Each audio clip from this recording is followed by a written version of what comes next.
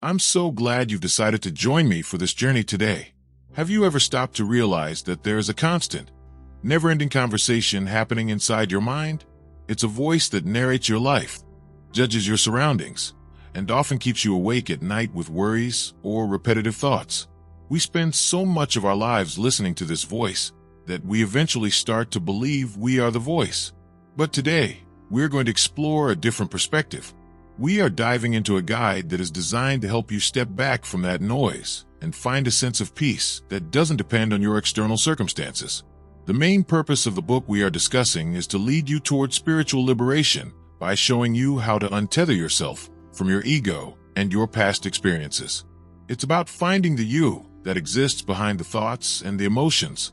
This work by Michael A. Singer is a profound exploration of human consciousness, and it serves as a roadmap for anyone looking to stop being a prisoner of their own mind. Throughout this summary, we're going to look at a few high-level ideas that form the foundation of this teaching. First, we will look at the concept of the inner roommate, that voice in your head, and why it is so important to recognize it as something separate from yourself. Second, we will discuss the idea of witnessing consciousness, which is the state of simply observing your life rather than getting lost in it. Finally, we will touch upon the importance of keeping your heart open and allowing energy to flow through you, rather than letting it get stuck in the form of old patterns or triggers. By the time we finish, the goal is for you to understand that you have the power to live in a state of freedom, no matter what is happening in the world around you. It isn't about changing the world. It's about changing your relationship with your own mind. It's a shift in perspective that can change everything about how you experience your day-to-day life. If you find this exploration helpful and want to hear more deep dives into life-changing ideas like these, please take a moment to like this audio, share it with someone who might need it, and subscribe to the channel so we can continue this journey together. Main summary: a journey toward inner freedom. Point 1. Recognizing the inner roommate. The first step in any journey toward self-realization is becoming aware of the constant stream of thoughts running through your mind. Most of us go through our entire lives without ever questioning the voice in our heads. We simply assume that because the voice is speaking inside us, it must be us.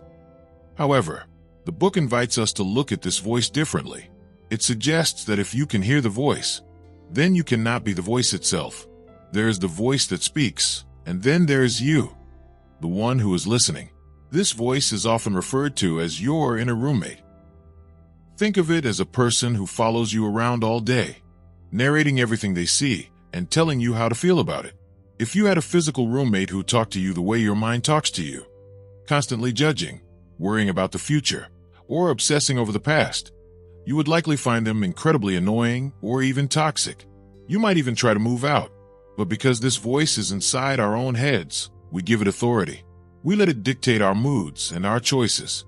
Understanding this is important because the voice in your head is rarely objective. It is usually driven by fear, habit, and a desire for protection. It wants to control the world so that you feel safe. When you realize that the voice is just a mechanism of the mind and not the core of your being, you begin to experience a sense of space. You realize that you don't have to do everything the voice says. You don't have to believe every worry it presents to you. For example, if you're walking down the street and the voice starts telling you that someone looked at you the wrong way, you usually get caught up in that thought and start feeling defensive or angry. But if you recognize it as the inner roommate just talking, you can simply notice the thought without letting it ruin your walk. You stay in the seat of the observer. This simple shift creates the first crack in the prison of the ego, allowing you to breathe and exist without being constantly buffeted by the winds of your own thoughts. Now we move to the next point, which takes this awareness of the voice and shows us exactly who is doing the listening. Once we have identified that the voice is separate from us, we must ask the deeper question of who we actually are. Point 2. The seed of witnessing consciousness. If you are not the voice in your head, then who are you? You are the one who hears the voice. You are the witness. This concept is the heart of spiritual awakening. It is the realization that your true self is not your thoughts, your emotions, or your physical body. Instead, your true self is the pure consciousness that observes all of these things. Think of your consciousness like a light in a dark room. It illuminates whatever it shines upon. If it shines on a thought, you are aware of that thought. If it shines on a feeling of sadness, you are aware of that sadness. But the light itself is not the thought, and the light is not the sadness. The light is the constant. It is always there, unchanging, regardless of what objects are being illuminated. Most of us spend our lives lost in the objects of our consciousness. We get so focused on the sadness or the stressful thought that we forget we are the one watching it. We become tethered to these passing experiences. The practice of being the witness involves pulling your awareness back into the center. Instead of being the person who is angry, you become the consciousness that perceives the presence of anger in the mind. This distinction is vital for inner peace. When you are the witness, you are no longer at the mercy of your emotions. You can watch a wave of anxiety rise, peak, and fall away, all while staying perfectly still in your center. You aren't trying to stop the anxiety. You are simply refusing to go for a ride with it. To make this clearer, imagine you are sitting in a movie theater. When the movie is intense, you might forget you are in a theater and start feeling your heart race or your eyes tear up. You are lost in the movie, but at any moment, you can remember that you are just a person sitting in a chair watching light on a screen. The movie is still playing, but it no longer has the same power over you. Living as the witness is like remembering you are in the theater of your own life. You are the observer of the drama, not the drama itself. Now we move to the next point, where we explore how this witnessing consciousness handles the energy of our emotions and why we often feel blocked or closed off from the world. Once you are in the seat of the observer, you begin to see that your inner state is largely determined by the flow of energy through your heart. Point 3. The energy centers and the open heart. Deep within us, there is a flow of energy. In many traditions, this is called chi or prana, but you don't need a technical term to understand it. You can feel it. When you are in love, or when you are inspired, you feel a rush of energy that makes you feel light and alive. When you are depressed or hurt, you feel heavy, as if your energy has been drained or blocked. The book explains that this energy is always available to us, but we have a tendency to close down our energy centers, specifically the heart. We close when we feel threatened, judged, or uncomfortable. We do this as a form of protection. We think that by closing our hearts, we are keeping the pain out. But in reality, when we close, we are simply trapping the energy inside and cutting ourselves off from the life force that nourishes us. The importance of keeping the heart open cannot be overstated. An open heart allows energy to flow through you, which results in a natural state of joy and enthusiasm. When you are open, you are connected to the world. When you are closed, you are isolated in your own darkness. The key lesson here is that staying open is a choice. It is something you can practice. The reason we close is usually due to samskaras, old, unfinished energy patterns from our past. When something happens in the present that reminds us of a past hurt, that energy gets triggered. Instead of just letting the feeling pass through us, we resist it. We push it back down, or we build a wall around it. This creates a blockage. To live a free life, you have to be willing to feel that old energy without closing. You have to let it come up and pass through. A simple example is receiving a piece of criticism at work. Your natural instinct might be to tighten your chest, get defensive, and close your heart to your coworker. That closing creates a knot of tension that stays with you all day. But if you choose to stay open, you feel the sting of the criticism, you acknowledge it, and you let the energy of that discomfort flow right through you and out. You remain clear, energized, and present, rather than carrying a blockage into your next meeting. To truly understand how we handle our inner world, the book introduces a powerful analogy involving a thorn. Imagine you have a thorn embedded in your arm, and it happens to be touching a nerve. Every time someone or something touches that thorn, it causes intense pain. You have two choices in how you deal with the situation. Your first choice is to make sure nothing ever touches the thorn. You could build a complex protection system, perhaps an elaborate cage around your arm, and spend your entire life making sure you don't bump into furniture or get too close to people who might accidentally brush against you. Your second choice is much simpler. You can just pull the thorn out. Most of us, unfortunately, choose the first option when it comes to our emotional pain. These thorns are our triggers, the things that make us feel insecure, jealous, or angry. Instead of removing the root cause of these feelings, we spend an enormous amount of energy trying to manipulate the world so that our triggers are never touched. If we are sensitive about our intelligence, we avoid people who seem smarter than us. If we are afraid of rejection, we avoid deep relationships. We are essentially building our entire lives around our pain, letting the thorns dictate where we go, who we talk to, and what we do. The book explains that this is a losing battle. You can never control the world enough to ensure that your thorns are never touched. Life is unpredictable, and eventually, someone or something will bump into you. When you live this way, you aren't actually free. You are a prisoner of your own sensitivities. You are constantly on guard, looking for potential threats to your inner peace. The path to freedom is the second choice, removing the thorn. This means that when something happens that triggers a painful emotion, instead of trying to fix the external situation, you turn inward. You recognize that the pain isn't being caused by the person who brushed against you. The pain is already there, inside you, in the form of that embedded thorn. By allowing yourself to feel the discomfort without resisting it, you are effectively pulling it out. You are letting that old, stored energy go. Once the thorn is gone, it doesn't matter who touches your arm. The nerve is no longer exposed, and the pain is gone. Now we move to the next point, where we look at the structural way we try to hide from this pain. Beyond just individual thorns, we often build an entire fortress around ourselves to keep the world at a distance, a structure known as the ego. Point 5. Stepping beyond your comfort zone. We often hear the phrase comfort zone used in a positive light as something we should expand. However, the book describes the comfort zone as a cage. It is a boundary of thoughts and patterns that we have constructed to keep ourselves feeling safe. Everything inside that boundary is familiar and manageable. Everything outside of it feels like a threat to our sense of self. This cage is built out of our past experiences. If you were embarrassed while speaking in public as a child, you might have built a wall in your mind that says, "I am not a public speaker." That wall keeps you safe from embarrassment, but it also prevents you from growing. Every time you approach that wall, you feel a sense of fear or resistance. This resistance is the edge of your cage.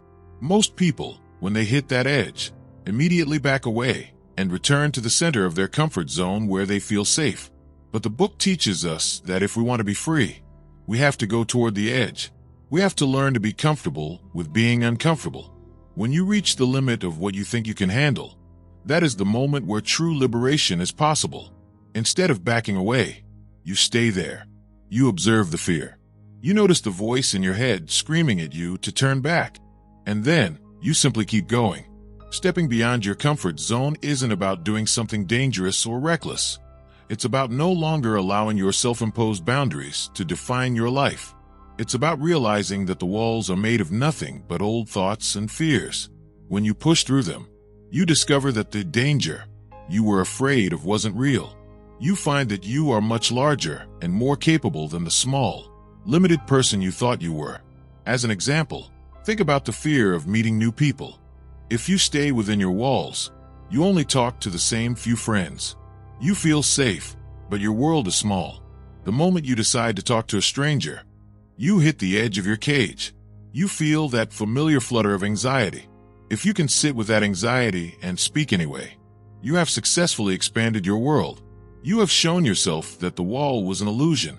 Now we move to the next point, which discusses the ultimate perspective shifter. To truly understand the value of every moment and the urgency of letting go of our petty fears, we must look at the one thing most people spend their lives trying to ignore: our own mortality. Point 6. Death as a teacher. Death is often a subject we avoid, treating it as a morbid or frightening concept. But the book suggests that death is actually one of our greatest teachers. It is the ultimate reality check. When we view our lives through the lens of our inevitable end, our perspective shifts instantly. All the small worries, the petty arguments, and the thorns we spend so much time protecting suddenly seem insignificant. Imagine if you were told that you only had 1 week left to live. Would you spend that week worrying about what your neighbor thinks of your lawn? Would you stay angry at a coworker for a comment they made 3 months ago? Of course not. You would focus on the things that truly matter: the beauty of the world, the people you love, and the simple experience of being alive. Death teaches us that time is our most precious resource, yet we squander so much of it being lost in the inner roommate's complaints. By keeping death as a constant companion, not in a fearful way, but as a wise advisor, we learn to live more fully in the present. We realize that every moment we spend being closed or resistant is a moment we have essentially thrown away. The presence of death reminds us that there is no time to waste on holding on to old pains or being afraid of what others think. It encourages us to live with an open heart right now, because we don't know how many nows we have left. It strips away the ego's pretenses and leaves us with the raw, beautiful reality of existence. For instance, if you are stuck in traffic and feeling your blood pressure rise, just thinking for a moment about the fact that your life is finite can break the spell. You realize that you are sitting in a car, alive, breathing, and experiencing the world. In the grand scheme of things, the traffic jam is a tiny, temporary event. Using death as a teacher allows you to reclaim your peace from the mundane frustrations of life. Now we move to the next point, where we bring all of these concepts together into a way of being that the book calls the middle way, or the Tao. This is the state of living in perfect balance with the flow of life, without being pushed to one extreme or the other. Point 7. The path of non-resistance and the middle way. Throughout our lives, we are constantly pushing and pulling against reality. We want things to be different than they are. We want the weather to be better, people to be nicer, and our bodies to stay young forever. This constant resistance is the source of our suffering. The book teaches that there's a different way to live, the path of non-resistance. This doesn't mean being passive or letting people walk all over you. It means accepting the reality of the present moment as it is, without an internal no. When you resist life, you are fighting against the entire universe. You are using your precious energy to try to change something that has already happened or is currently happening. When you stop resisting, that energy becomes available to you for creative action and joy. This is closely related to the concept of the middle way. Imagine a pendulum swinging. One extreme is complete avoidance, running away from life and hiding in your comfort zone. The other extreme is overexertion, trying to force life to go your way through sheer will and control. Both of these extremes are exhausting and lead to burnout. The middle way is the center, where the pendulum is at rest. It is a place of balance where you are fully engaged with life, but not attached to the results. Living in the middle way means that you handle whatever comes your way with clarity and presence. If a problem arises, you deal with it, but you don't add an extra layer of emotional drama to it. You don't make it a tragedy or a disaster in your mind. You simply see what needs to be done and you do it. By staying in the center, you maintain your connection to the witnessing consciousness and keep your energy flowing smoothly. Consider a professional athlete. If they are too relaxed, they don't perform well. If they are too tense and worried about winning, they choke. The peak performance happens in the middle, where they are intensely focused and active, but also relaxed and flowing with the game. This is how the book suggests we should approach our entire lives. One of the most radical ideas presented in the book is that happiness is not something that happens to you based on your circumstances. Instead, it is a conscious choice you make, regardless of what is happening in the outside world. Most of us live with conditional happiness. We tell ourselves, I will be happy if I get that promotion, or I will be happy as long as my partner treats me well. By doing this, we are handing over control of our inner state to things we cannot possibly control. We are making our well-being a hostage to the whims of the universe. The book challenges us to make a different commitment, to be happy no matter what. This sounds extreme, but it is the foundation of true spiritual freedom. If you decide that your primary goal is to remain open and joyful, then you stop trying to change the world to suit your needs. You realize that you have the power to stay centered even when life is difficult. This doesn't mean you ignore your problems. It means you solve them from a place of peace rather than a place of distress. The importance of this choice lies in the fact that your energy follows your intention. If you commit to being happy, you will find that you are more willing to let go of the small frustrations that used to bother you. You begin to see that most of the things you worry about are not worth the price of your inner peace.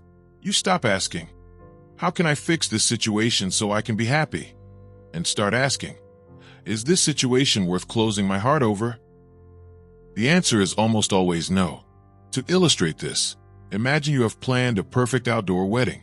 On the day of the event, it begins to pour rain. If your happiness is conditional, your day is ruined. You feel miserable, angry, and disappointed. But if you have made a commitment to unconditional happiness, you accept the rain. You might still have to move the ceremony indoors, but your internal state remains clear. You choose to enjoy the day as it is, rather than suffering over how you wanted it to be. You remain untethered from the weather. Now we move to the next point, which explores the ultimate goal of these practices. Once you have learned to observe your mind, open your heart, and choose happiness, you begin to experience a fundamental shift in how you perceive your own existence. This leads us to the realization of our true nature as pure awareness. Point 9. The realization of pure awareness. Throughout the book, we have explored the difference between the self and the person. The person is your ego, your name, your history, your likes, and your dislikes. The self is the consciousness that is aware of that person. In this final stage of the journey, the book brings us to the realization that we are not just the observer of our lives. We are the very field of awareness in which everything happens. This is a subtle but profound shift. Imagine a mirror. The mirror can reflect anything, a beautiful sunset, a cluttered room, or a person's face. The mirror doesn't judge what it reflects. It doesn't get dirty because it reflects a mess, and it doesn't become beautiful because it reflects a flower. The mirror remains pure and untouched by the images passing across it. Your consciousness is exactly like that mirror. The importance of this realization is that it provides a permanent sense of security. If you identify with your person, you are always in danger because the person is always changing. Your body ages, your reputation fluctuates, and your emotions come and go. But if you identify with pure awareness, you realize that you are the one thing that never changes. You were the same awareness when you were 5 years old as you are right now. This realization brings a deep, unshakable peace, because it means that nothing in the world can truly hurt the real you. This concept can be understood by looking at how we experience deep sleep. When you are in a dreamless sleep, the person of your daily life, your worries, your job, your personality, disappears. Yet, when you wake up, you know you were there. There was a continuous thread of awareness that existed even when there were no thoughts or sensations to observe. Recognizing this awareness as your true identity is the key to final liberation. It allows you to move through the world with a sense of lightheartedness, knowing that the drama of your life is just a series of images passing across the mirror of your soul. Now we move to the next point, which discusses the practice of letting go as a continuous, moment-to-moment lifestyle. This is the practical application of everything we have discussed, turning these high-level concepts into a way of walking through the world with grace and ease. Point 10. The practice of surrender and non-interference. The final core point of the book is the concept of surrender. In many contexts, surrender sounds like giving up or being weak. But in the context of your inner life, surrender is an act of great strength. It is the practice of letting go of the internal resistance you have toward reality. It is the law of non-interference with yourself. Surrender means that when you feel a thought or an emotion rising within you, you don't interfere with it. You don't try to push it away, and you don't try to cling to it. You simply allow it to pass through your awareness. This is how you prevent new thorns or blockages from forming. You become like a clear tube that allows everything to flow through without getting stuck. This state of constant letting go is what allows you to stay untethered. The importance of this practice is that it frees up an incredible amount of energy.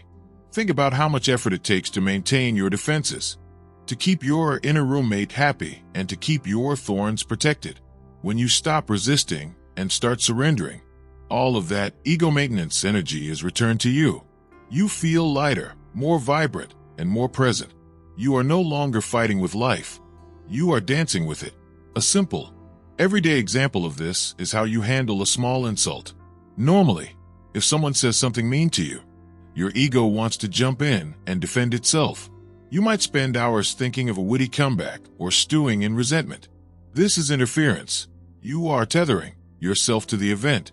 Surrender, in this case, would mean noticing the sting of the insult, feeling the brief flash of anger, and then simply letting it go. You don't do anything with the feeling. You just let the energy move through you. Because you didn't interfere, the event is over the moment it happened, and you remain at peace. As we reach the end of our journey through these profound concepts, it's worth taking a moment to look back at the path we've traveled. We began by simply noticing that there is a voice in our heads, a constant, talkative inner roommate that narrates our lives and often keeps us trapped in a cycle of worry and judgment. We learned that the first step to freedom is realizing that we are not that voice. We are the one who hears it. We are the witness, the silent observer sitting in the seat of consciousness, watching the thoughts and emotions drift by like clouds in a vast sky. From that seat of the observer, we explored the ways in which we tether ourselves to the world. We looked at the thorns of our past, those old, unfinished energy patterns that cause us pain whenever they are touched. We saw how we spend so much of our lives trying to protect those thorns, building elaborate cages around ourselves and avoiding anything that might trigger our discomfort. But we discovered that there's a better way, the path of surrender. By choosing to stay open and allowing that energy to flow through us without resistance, we can finally pull those thorns out and experience a life that is no longer dictated by fear. This practice of staying open is perhaps the most vital lesson of all. It is a choice we make in every moment to keep the heart open, to let the energy of life nourish us, and to refuse to close down even when things get difficult. It is the commitment to unconditional happiness, where we decide that our inner peace is too valuable to trade for any external circumstance. When we live this way, we move through the world with a sense of lightness and grace. We are no longer fighting with life. We are flowing with it, balanced in the middle way, and grounded in the reality of our own mortality, which teaches us the preciousness of every single breath. Ultimately, this journey is about realizing your true nature. You are not your name, your job, your body, or your history. You are the pure awareness that lies behind all of those things. You are the mirror that reflects the world without being changed by it. When you truly understand this, the tethers of the ego begin to fall away. You find that you are no longer a prisoner of your own mind or your past experiences. You are free to experience the world exactly as it is, with a heart that is wide open and a soul that is finally and completely untethered. This isn't a goal you reach once and then forget. It is a continuous practice, a way of living that grows deeper with every moment you choose awareness over habit.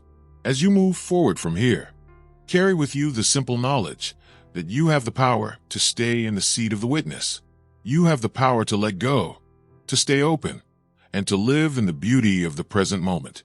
Thank you for taking this time to explore these ideas and for joining me on this path toward inner liberation.